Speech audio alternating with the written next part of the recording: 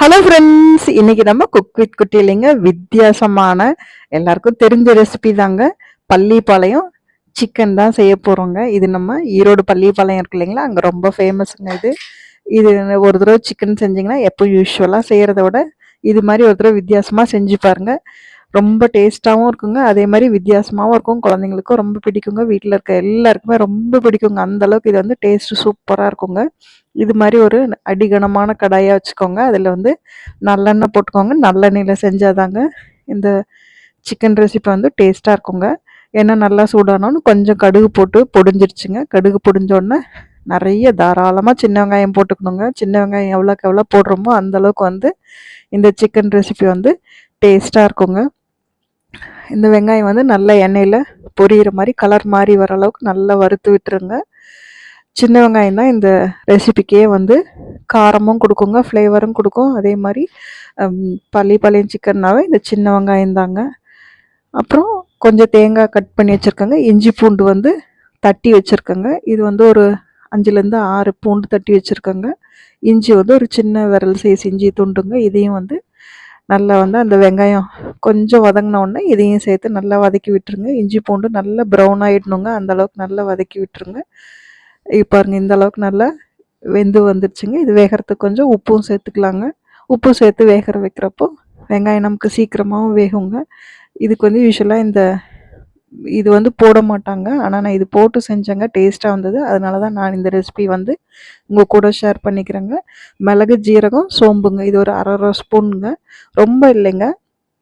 இதோட ஃப்ளேவர் வந்து ரொம்ப டாமினேட் பண்ணிடக்கூடாதுங்க, ஆனால் இது போட்டு செய்கிறப்போ இன்னும் டேஸ்ட்டாக இருக்குங்க அதே சிக்கன். அதுக்காக தான்.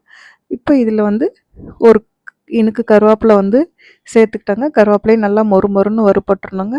இப்போ இது கூட வந்து ஒரு சின்ன ஜாதிக்காய் துண்டு வந்து நான் இது மாதிரி கிரேட் பண்ணி பவுடராக போட்டுக்கிறேங்க. இது மாதிரி போட்டுக்கிறப்போ நமக்கு வயிற்றுக்கும் எந்த உபாதையும் இருக்காதுங்க. அதே மாதிரி ஃப்ளேவரும் சூப்பராக இருக்குங்க. ஜீரணத்துக்கு வந்து இந்த ஜாதிக்காய் வந்து ரொம்ப ஹெல்ப்ஃபுல் பண்ணுங்க.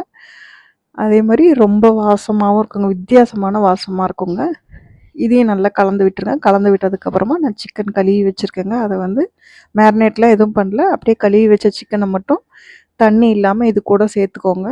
இன்னும் நம்ம வந்து வரமிளகா போடலிங்க. இதுக்கு வந்து வரமிளகாவோட காரம் மட்டும்தாங்க. அதனால கொஞ்சம் தாராளமாகவே நீங்கள் வரமிளகா வந்து முன்னாடியே விதையெல்லாம் கட் பண்ணி எடுத்து வச்சிடணுங்க, விதையோடு சேர்த்தக்கூடாதுங்க.